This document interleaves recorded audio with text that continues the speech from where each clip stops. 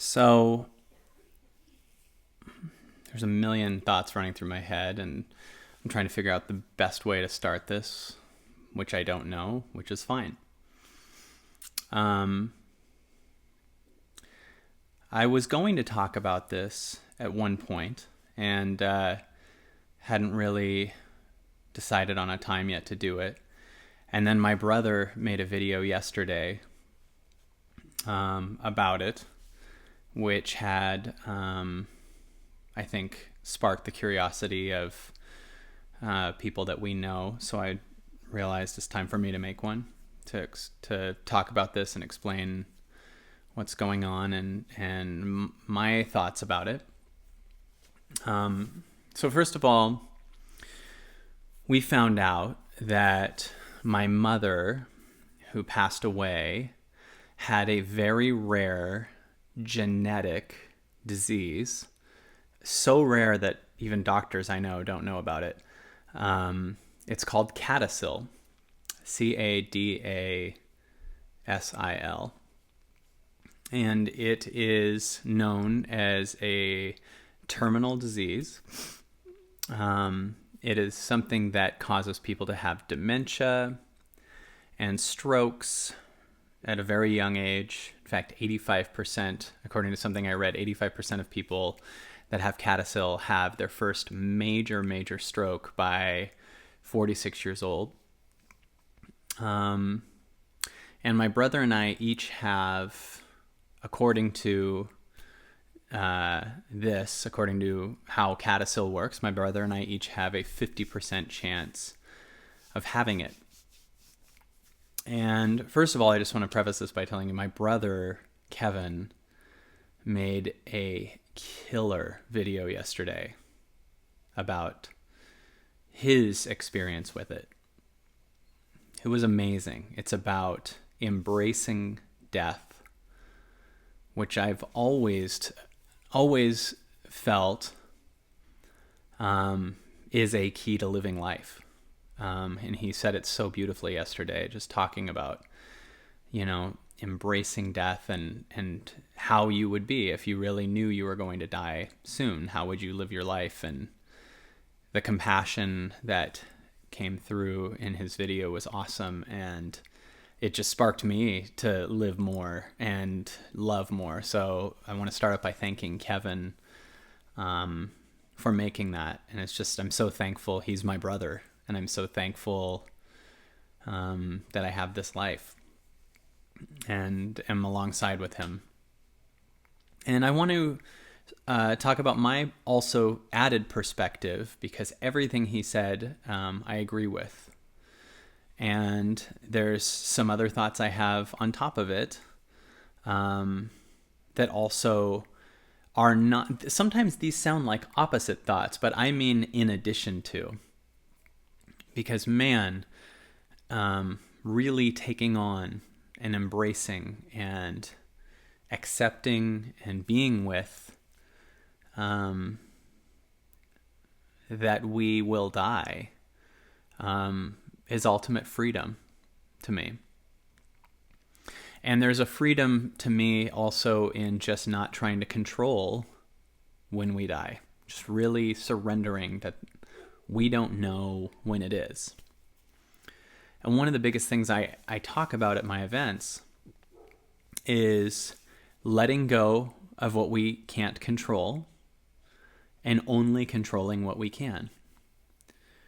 And I think most of us live really challenging lives when we try to control what we can't control and don't control what we can. I always use as an example, for instance, I can't control what someone thinks about me, but I can control if I'm okay with what someone thinks about me.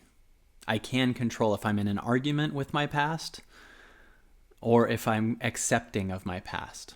But I can't control what my past is, but I can control how I feel about it in this moment.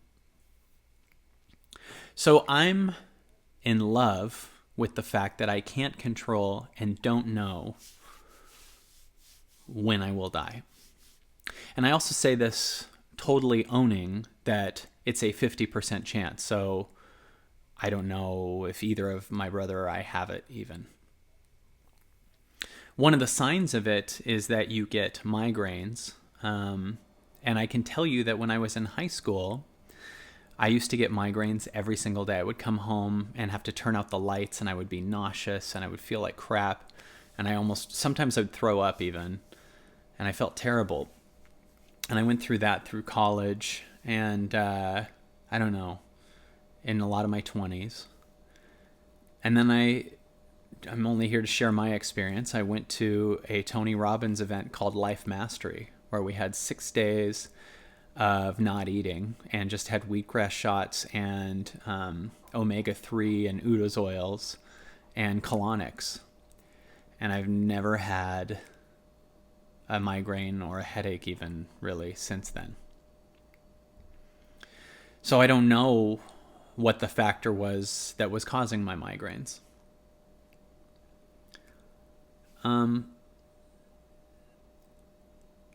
I can't control, as I said, when I die. And as I said, I'm okay with that. But I do want to get really excited about what I can control. Because what I can control is immense. And often we do things, but we do it with an attachment. And to me, that can really harm it. For instance, when I do my events, the way the content comes through me is by me letting go of control of how much the audience gets it, how much change they have because of it. In fact, that would make me suddenly a victim to that outside of me, and that would make me feel like I'm in lack, and that would close off the flow of what's trying to come through. So I believe in learning unattached power. Doing the greatest you can, living the most fulfilled you can, without an attachment to a result. So, in other words, if I have this or if I don't, I'm going to live as if I have it, and it's causing me to have the greatest life on the planet. And to move in a way that even though it's supposedly incurable, I'm going to cure it. Now, here's where people get caught up in this. Well, that's just denial. It's incurable and you think you're going to cure it. And what I want to throw in is I don't have an attachment to if I'm wrong. I just want to know if I did have it and could totally cure it, what would I need to become to cure it? If 85% of the people that have CADASIL have their first major stroke by 46 years old, and then usually they die apparently 10 to 20 years after it. That's what I read. I'm curious what the focus group would be on that for people who live in their passion, who de-stress constantly, who sit for a couple hours and listen to their heart, who eat fully organic and almost completely, fully raw vegan. I wonder just if the numbers would be different. And then I texted my friend Michael Beckwith, who is a very respected speaker, doctor, reverend, and he said, well, immediately take your focus off of family dynamics. In other words, undo this belief that who you are is your genes. Now, this is where people go, you might be getting airy-fairy, this is denial. But the more I do the work, the more I realize I'm not just a stream of genetics. I'm me. And sometimes I believe that the belief that something is genetic gives you an excuse to not do anything about it. Sometimes. Some things are genetic, I get it. But then Michael Beckwith brought up his friend, who's another person in the field I work in, named Bruce Lipton, who has this incredible science showing that what really causes our genes to control us is our belief that our genes control us. And boy, do I understand that. Not only in the gene sense, but in how many beliefs we have that control us. Do you know how many times I have a feeling in me to do something and then a belief goes, you can't do that. And if I believe that that belief is right, I don't do it. And then that belief wins. Another person I know who has actually posted some of my videos is Joe Dispenza, who has done incredible healing work through discovering that matter can't change matter. So the ego can't change the ego, but energy changes matter.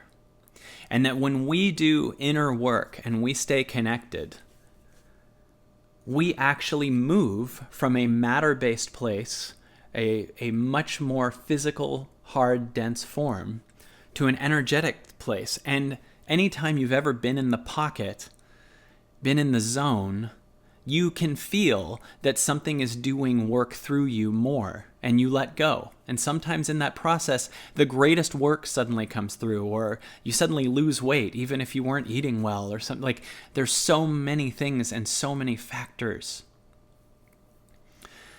And one thing that I was thinking about tonight is how many times in my life I have known in my heart that something is totally doable, and then I've heard from people how not doable it is, and then I did it.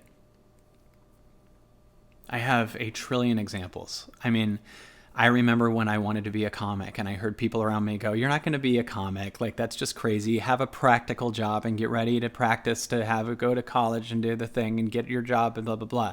Then I started doing stand-up. Well, yeah, but you're not going to become like a big comic, a headliner. And then I became a headliner. Then I was like, I'm going to move to LA. Well, you're going to move back. I mean, everyone would say to me, you're going to move back. And then I would go move to LA. I'm going to have a Comedy Central special. Well, it's not going to work out because, you're not going to get this movie, 10 Things I Hate About You. You're not going to get this other movie. You don't even have an agent. Booked it. Not another teen movie. Didn't even have an agent. Then Comedy Central, 2 Comedy Central specials. Then I got suicidal level anxiety. Realized in one moment I'm going to overcome it, while I heard a lot of people say, you need to get on pills and be practical about your anxiety. Then I overcame it. Then at the height of my comedy career, I decided I don't want to do this anymore. And then I heard so many people say, you're out of your mind. You have this crazy, amazing career. And what are you going to do? I was like, I don't know, but I'm going to figure it out. Then I, in my heart, combined comedy and transformation. And now, not only is my career so much bigger than what it was before when I was in a headlining stand-up comic, but I'm so much more fulfilled because I'm living at the edge of my heart. Then I realized I need to write a book. People said, you're not a writer. And then I wrote a book that starts off with me saying I'm not a writer. And it was a New York Times bestseller. I sometimes get a teeny bit triggered and then driven. So maybe it's a gift for me when someone says it's not going to work. Because I've never, ever known for a fact in my body that I can do something and then it didn't happen. Ever. It's always been true. I even remember when we were doing 200 seats for our events Evolving Out Loud. And then Dan goes, what do you really want to do? And I was like, I want to do like a huge event, like the Alex Theater. And And I remember thinking we could barely fill the 200 seats. And then it was easier to fill the bigger theater, the Alex Theater. And now, I guess I'll just tell you right here. And now we're about to do the Dolby Theater, which is where the Oscars are held. And tickets are either, I don't know when you're seeing this video. If it's the day I made the video, tickets are about to go on sale. And if you're watching this video a little down the line, tickets are either on sale or it's sold out. Because I announced it at the Alex Theater, and we gave the people at the last event the opportunity to come see me at that. And there were 1,250 people in the room when we announced it, and we sold 1,300 tickets. So before we've even put it on sale, it's already 1,300 seats sold out of like 3,400. And when I set out a Dolby Theater, I know there was a feeling. I felt it and heard it. Yeah, but you're not going to be able to do it. And there is so much thinking that happens in this world of why you got to be critical, you got to be practical, it's not that easy. And they use their past evidence, and I understand it, and I respect it, and there's no judgment for them, but I just don't subscribe to it. And I don't subscribe to the idea that something is incurable. To me, that just means they haven't found the external treatment for it. But I know that I am invincible. And I know that every person is invincible. But that's death to a lot of our stories, so people get insulted when they hear that. So for me, I'm curious what would happen if I was really living fully, really healthy. Like, I'm excited to. I'm not doing it because I'm scared that I better because it's on my ass. I'm doing it because I want to live my life all the way. What would happen if I had the ultimate healthy body? What would happen if I really did that meditation? What would happen if I wrote another book? What would happen if I live in my soul? What would happen if I give my gift even more? Because you can do something fully with a total unattachment to the result. Because here's the thing. If I live it all the way, fully, and I'm totally wrong, and have a stroke in a couple years and die a couple years after it, oh well. I'd rather go in fully and be totally wrong than be totally right and mentally give up. If anything, as my brother said, it's a reminder to live fully. And that is in addition to the full-on love and acceptance of death. Not a denial of death. My heart is big enough to live fully and also fully accept that I could die tomorrow.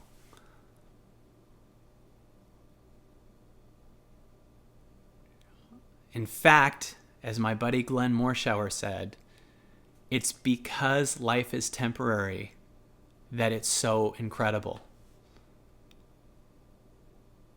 And my brother said yesterday so beautifully, we live as if we're never going to die, as if we have an unlimited amount of time. And I want to know, for me, and just in my experience, what it would feel like to have like one of the healthiest bodies on the planet. And I've already lost 53 pounds in the last year. And in the last month, I've been really going crazy, enjoying multiple organic green juices, feeling more and more and more active, having a personal trainer, doing some hot yoga, enjoying my family, looking at my daughter who now smiles at me when I smile at her, and watching as how fast my daughter is growing. Like, you think you got something down and then a whole new thing happens. She reaches for your hand. Like, she now, when she was born, Which, by the way, there's another person, my fiance. When we found out she was pregnant, we heard people go, well, you're not going to be able to have the baby because she's 47 years old. But she's a raw vegan.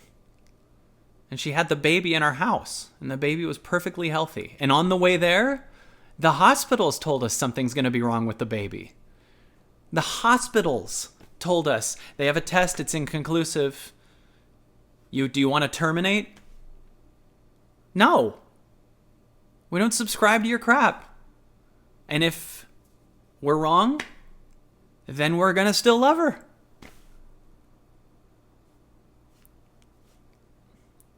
But she at 47, when apparently the odds are slim that that someone can have a baby, she's been raw vegan for 8 years.